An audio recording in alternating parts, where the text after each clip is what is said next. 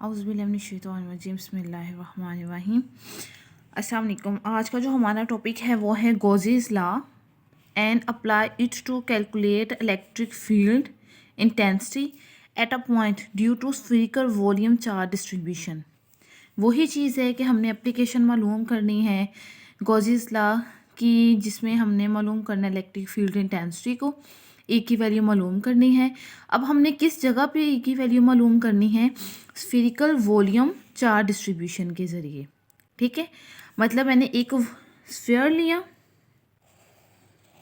ठीक है, स्फीयर के ऊपर मेरे पास पॉजिटिव चार्ज पार्टिकल्स थे। अगर मैं इसके वॉल्यूम की बात करती हूँ तो उसकी जो डिस्ट्रीब्यूशन होगी, ये सपोज ये वॉल्यूम है, इसकी मैं डिस्ट्रीब्यूशन की बात करती हूँ तो वो वॉल्यूम चार्ज डिस्ट्रीब्यूशन होगी। तो इसके अकॉर्डिंग मैंने इसके ऊपर ई की वैल्यू फाइंड आउट करनी है कि ई की वैल्यू यहाँ पे क्या है। मतलब ये मेरे पास एक स्फीयर है, जैसे मेरे पास एक गेंद है, ठीक है, तो मैं उसके अंदर अगर मैं वॉल्यूम निकालती हूँ, हाइट विथ और लेंथ की बात करती हूँ, तो वहाँ पे जो मेरे पास चार्ज डिस्ट्रीब्यूशन होनी है वो वॉल्यूम चार्ज डिस्ट्रीब्यूशन होनी है। तो यहाँ पे उसके अकॉर्डिंग, उसके साथ मैंने इसके अकॉर्डिंग मैंने सॉरी क्या करना है, मैंने ई की वैल्यू फाइंड आउट करनी है, किसको यूज़ करके, यूजिंग गॉसेस लॉ को। अच्छा, यहाँ पे उसने वॉल्यूम चार्ज डिस्ट्रीब्यूशन के बारे में बताया हुआ है। तो उसने जो वॉल्यूम चार्ज डिस्ट्रीब्यूशन है वो फाइंड आउट कर सकते हैं कहाँ पे, इलेक्ट्रिक फील्ड को फाइंड आउट कर सकते हैं वॉल्यूम चार्ज डिस्ट्रीब्यूशन में, वो है हमने electric field intensity inside sphere volume charge distribution find out कर सकते हैं, उसके आउटसाइड पे फाइंड आउट कर सकते हैं, और ऑन द सरफेस, मतलब ये मेरे पास एक बॉल है, उसके अंदर मेरे पास इलेक्ट्रिक फील्ड इंटेंसिटी कैसी है, उसकी बाहर कैसी है, और उसकी सरफेस पे कैसी है, वो मैं फाइंड आउट कर सकती हूँ। मैंने क्या किया, मैंने एक स्फीयर लिया, उसका जो रेडियस था वो आर था, ठीक है। अब उस पे जो चार्ज पार्टिकल्स थे वो क्यू थे। अब मैंने क्या किया, स्मॉल वॉल्यूम लिया स्फीयर का, तो मैंने वहाँ पे जो है take a small volume D V मैंने लिया, मतलब ये टोटल इसका वॉल्यूम वी है। तो मैंने एक थोड़ा सा एक मैंने टुकड़ा लिया, टुकड़े पे मैं उसकी वॉल्यूम की बात करती हूँ तो वो डी वी है। तो वहाँ पे अगर चार्ज पार्टिकल क्यू है तो उसकी जो चार्ज डिस्ट्रीब्यूशन होगी वो ये होगी, volume charge distribution rho is equal to D Q over D V. तो यहाँ से मैं डी क्यू की वैल्यू निकालूंगी तो ये बन जाएगा रो डी वी।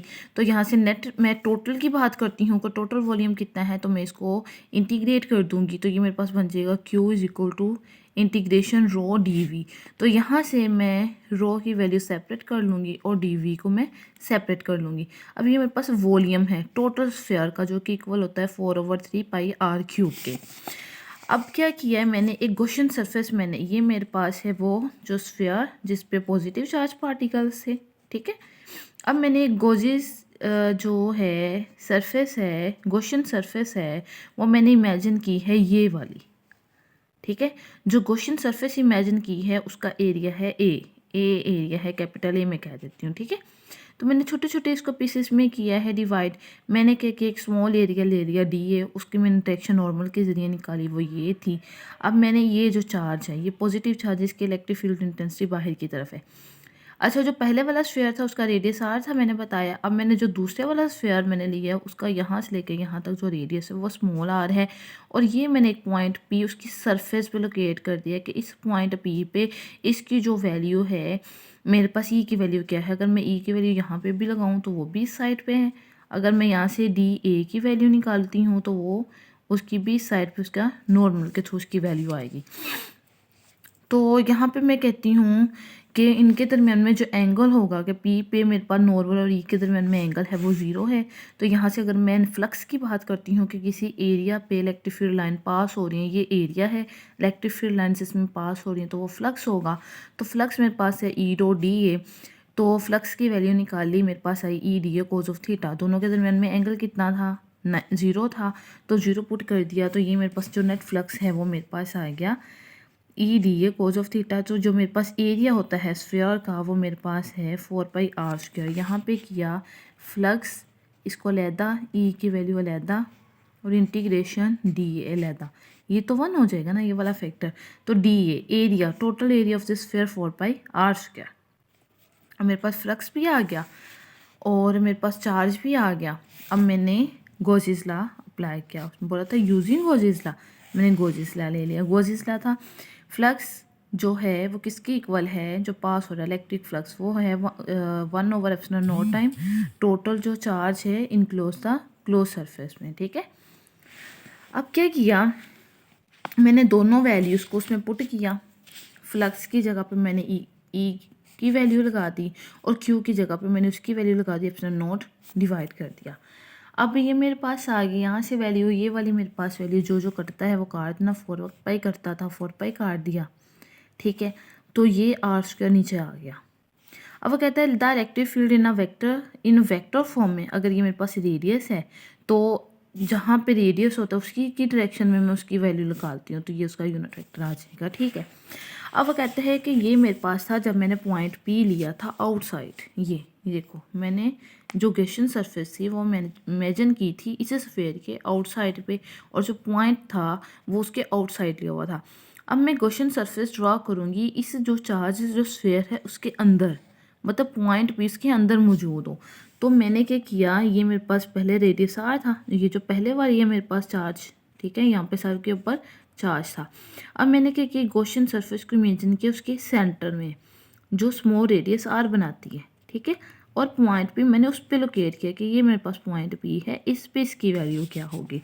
तो वो वैसे ही कि ये एक स्फीयर है, ये कितना चार्ज पार्टिकल है, और चार्ज पार्टिकल के साथ इसकी जो मेरे पास है वॉल्यूम चार्ज डिस्ट्रीब्यूशन वो ये होगी। यहाँ से Q की वैल्यू निकाली, Q को इंटीग्रेट किया स्फीयर का, मैंने वॉल्यूम लगा दिया।